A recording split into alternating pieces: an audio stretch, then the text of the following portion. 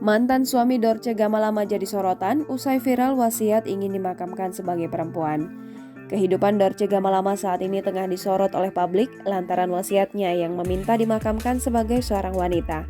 Wasiat Dorce Gamalama itu pun menjadi perhatian publik lantaran Dorce Gamalama merupakan seorang transgender. Akibat hebohnya wasiat tersebut, kisah cinta Dorce Gamalama pun menjadi perhatian. Tak sedikit yang bertanya-tanya tentang keberadaan mantan suaminya.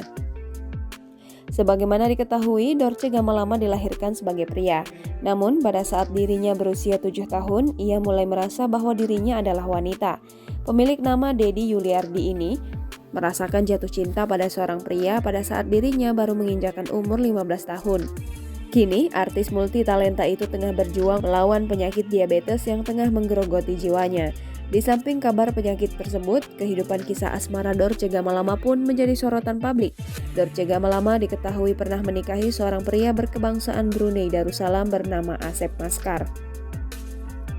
Pernikahannya dengan Asep Maskar pun tak berlangsung lama.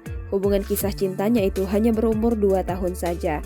Dorce Gamalama sendiri tak pernah mengakui secara gamblang terkait rumah tangganya. Namun ia mengaku sudah menikah.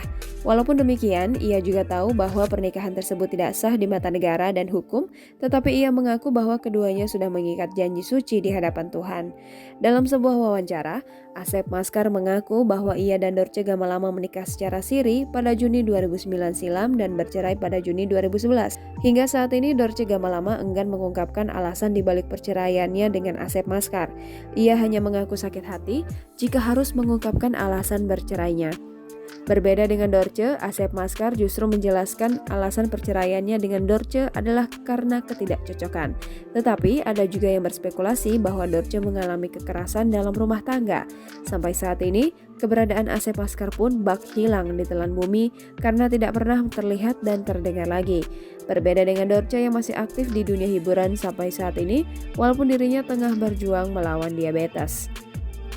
Bahkan beberapa waktu lalu, Dorce Gamalama meminta bantuan kepada Presiden kelima Indonesia yang juga Ketua Umum Partai Demokrasi Indonesia Perjuangan, Megawati Soekarno Putri.